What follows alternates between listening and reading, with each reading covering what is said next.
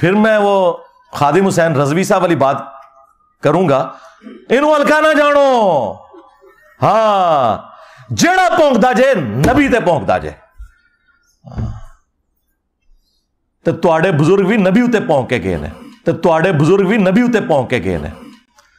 तो देखो जिन्ना उन्होंने पिछले 1200 साल भौंकिया सी, 12 साल अल्लाह ताला ने किड्डी उड़ी बला छड़ दी है। हाँ, सारा गंद साफ हो गया जी 12 साल।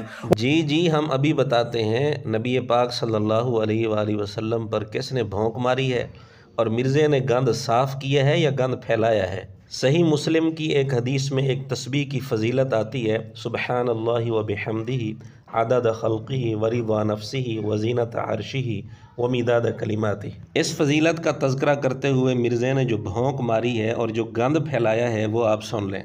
तो सही मुस्लिम एक हदीस है कि नबी इस्लाम एक दफ़ा नमाज पढ़ के, आपको कहीं काम था, आप घर आए फिर कहीं गए, तो जाते वक्त आपने देखा कि सैयदा जवेरिया आपकी बीवी जो है वो मुसल्ले पे बैठी हैं। आप काफ़ी देर बाद वापस आए, सूरज काफ़ी बुलंद हो चुका था, तो आपने कहा तुम सुबह से अभी तक बैठी हो? कहा या रसूलल्लाह। फरमाया देखो तुम सुबह से बैठी हो और मैंने तुम्हारे आने के बाद 4 कलिमात 3 दफ़ा पढ़े और मुझे तुमसे ज़्यादा सवाब मिल गया। उनको या रसूलल्लाह कौन से? फरमाया सुबहानल्लाहि व बिहम्दिही अदद खल्क़िही व रिज़ा नफ्सिही व ज़ीनत अर्शिही व मिदाद कलिमातिही। सुबहानल्लाहि व बिहम्दिही के साथ ये 4 कलिमात, ये 3 दफ़ा पढ़ने हैं। सुबह शाम के अज़कार में भी हमने डाली हुई हदीस सही मुस्लिम की, तो मुझे उससे ज़्यादा सवाब मिल गया। अच्छा मुझे बताएं, नबी इस्लाम कोई नाउज़ुबिल्लाह सुस्त थे दावत के वाले से, दीन की प्रैक्टिस करने के वाले से? तो अगर हुजूर इस्लाम को ये सवाब मिल रहा है तो मुझे आपको क्यों नहीं मिलेगा? Point to be noted. वो तो डेडिकेटेड थे ना दीन के लिए, वक्फ थे ना, अल्लाह के पैगंबर थे।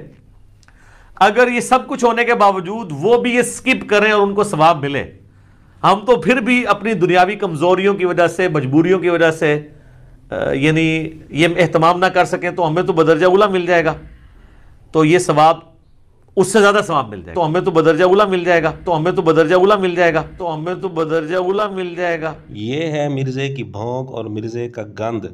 मिर्ज़े की बात का हासिल ये है कि नबी पाक सल्लल्लाहु अलैहि वसल्लम को इस तस्बीह पर जो सवाब मिलता था, हम पढ़ेंगे तो हमें बदरजे ऊला सवाब मिल जाएगा। नऊज़ु बिल्लाह, नऊज़ु बिल्लाह। बदरजे ऊला का माना ये बनता है कि मिर्ज़ा ये कहना चाहते हैं पहले दर्जे में हमें सवाब मिलेगा, नबी पाक सल्लल्लाहु अलैहि वसल्लम को दूसरे दर्जे में सवाब मिलेगा। नऊज़ु बिल्लाह। तो नाज़रीन आप ख़ुद बताएं ये गंद है या नहीं? मिर्ज़े ने गंद साफ़ किया है या गंद फैलाया है?